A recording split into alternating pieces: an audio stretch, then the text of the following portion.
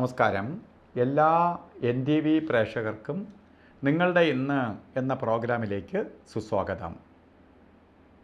ഇന്ന് 2025 ജനുവരി മാസം 18-ാം തീയതി 1200-ാം ആണ്ട് മകരമാസം 5-ാം തീയതി ശനിയാഴ്ചയാണ്. ഇന്ന് നക്ഷത്രം വന്നിരിക്കുന്നത് പൂരം നക്ഷത്രത്തിലാണ് ഉദയം വന്നിരിക്കുന്നത്. അപ്പോൾ പൂരം നക്ഷത്രം ശനിയാഴ്ച ആണ് ഇന്ന്. ശനിയാഴ്ചയ്ക്ക് ഒരു പ്രത്യേകതയുള്ള ശനിയെ മന്ദൻ എന്നാണ് വിശേഷിപ്പിക്കുന്നത്. മന്ദൻ എന്ന് പറയുമ്പോൾ പതുക്കെ സഞ്ചരിക്കുന്നവൻ. ശരിക്കും പറഞ്ഞാൽ നമ്മൾ ഘട്ട റോഡിൽ പോകുന്നത് പോലെയാണ് ശനിയുടെ ദിവസം സഞ്ചരിക്കണേ. അപ്പോൾ ഇന്ന് ഓരോ കാര്യത്തിന് പോകുമ്പോഴും നമ്മളതിൽ ചിന്താഗതി ഉണ്ടാവണം, ഞാൻ പോയിക്കൊണ്ടിരിക്കുന്ന നല്ല റോഡിലൂടെ അല്ല.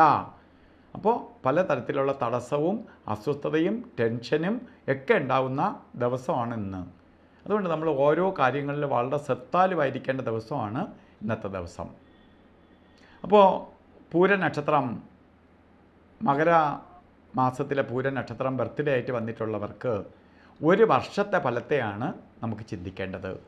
വാർഷിക ഫലത്തെ ചിന്തിക്കുമ്പോൾ വളരെ സൂക്ഷിക്കേണ്ട ഒരു വർഷമാണ് നമ്മളുടേത്. വളരെ സൂക്ഷിച്ച് പോവേണ്ട ഒരു വർഷം തന്നെയാണ്. കാരണം പലതരത്തിലുള്ള തടസ്സഭാവങ്ങളെ കൊടുക്കുന്ന ഒരു വർഷമായിരിക്കും. എന്തൊക്കെ രീതിയിൽ? സാമ്പത്തിക നഷ്ടം വരും, ശാരീരിക ബുദ്ധിമുട്ടുകളുണ്ടാവും, പലതരത്തിലുള്ള അസ്വസ്ഥതകൾ വരുത്തുന്ന വർഷമാണ്. ശനിയെ എപ്പോഴും നമ്മൾ ജ്യോതിഷ പോലീസ് എന്നാണ് ശനിയെ വിളിക്കുന്നത്. കാരണം ശനിയുടെ ബന്ധം വരുന്ന കാലഘട്ടങ്ങളിലാണ് നമ്മൾ അതുവരെ ചെയ്ത പാവഫലങ്ങൾ, നമ്മൾ ചെയ്ത തെറ്റുകൾക്കെല്ലാം നമുക്ക് ഫലം കിട്ടുന്ന കാലയളവ്. തെറ്റൊന്നും ചെയ്യാത്തവർക്ക് ശനിയെ ഭയക്കേണ്ട ആവശ്യമില്ല. നമ്മളെല്ലാം പാപികളാണ്, തെറ്റുകളൊക്കെ ചെയ്തിട്ടുള്ളതുകൊണ്ടാണ് നമുക്ക് ശനിയെ ഭയം. ശനി വരുമ്പോൾ നമുക്ക് പണി കിട്ടണം. നമ്മൾ അറിയുന്നില്ല, നമ്മൾ ചെയ്ത പലതും നമ്മൾ മറന്നുപോകും. പക്ഷേ അതെല്ലാം കൗണ്ട് ചെയ്യപ്പെടും, അതെല്ലാം എഴുതപ്പെടും. അതെല്ലാം കൂടി ചേർത്ത് നമുക്ക് ശനി അതുപോലെയുള്ള പാപഗ്രഹങ്ങൾ വരുന്ന സമയത്ത് നമുക്ക് കഷ്ടതയുണ്ടാക്കും.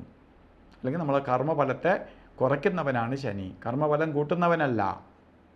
അതുകൊണ്ട് നമുക്ക് ശനിയെ, നമ്മളെ കർമ്മഫലം കുറയ്ക്കാനും ശനിയുടെ ദോഷം ബാധിക്കാതിരിക്കാനുമായിട്ട് നമ്മൾ വിചാരിച്ചാലേ പറ്റുള്ളൂ. അതിനുവേണ്ടി ശനി വ്രതം നോക്കണം. ശനിയാഴ്ച ദിവസം വ്രതാനുഷ്ഠാനത്തോട് ഇരിക്കുന്നതിനൊപ്പം തന്നെ സൂര്യഭഗവാനെ തൊഴണം.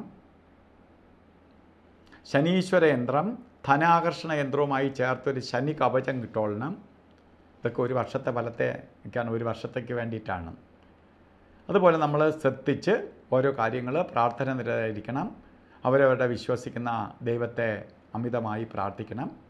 പ്രാർത്ഥന എന്ന് പറയുമ്പോൾ പ്രപഞ്ചത്തിൽ ദൈവിക ചൈതന്യമുണ്ട്. അത് നമ്മൾ പ്രാർത്ഥിച്ചാൽ മാത്രമേ നമ്മളിലേക്ക് കയറുള്ളൂ. മെഡിക്കൽ ഷോപ്പിൽ മരുന്നുണ്ട്, നല്ല പഠിച്ച ഡോക്ടർമാരുമുണ്ട്. അസുഖമുള്ളവർ ഡോക്ടറെ കണ്ട് മരുന്ന് വാങ്ങിക്കൊണ്ട് വെച്ചതുകൊണ്ടും കാര്യമില്ല, കഴിച്ചാലേ പറ്റുള്ളൂ എന്ന് പറഞ്ഞതുപോലെ അത് നമ്മളിലേക്ക് എത്തിക്കുമ്പോഴാണ് നമുക്കതിൻ്റെ ഗുണം ലഭിക്കണേ. അതുകൊണ്ട് നമ്മൾ പ്രാർത്ഥന നിരതരായിരിക്കണം. അപ്പോൾ ഇന്നത്തെ ദിവസം നല്ലതല്ല എന്ന് ഞാൻ പറഞ്ഞു. എങ്കിലും ഓരോ കാര്യത്തിന് ഇറങ്ങുമ്പോൾ പ്രധാനമായിട്ട് മന്ദനാണ്, എല്ലാം തടസ്സപ്പെടുത്തുന്ന ദിവസമാണ്.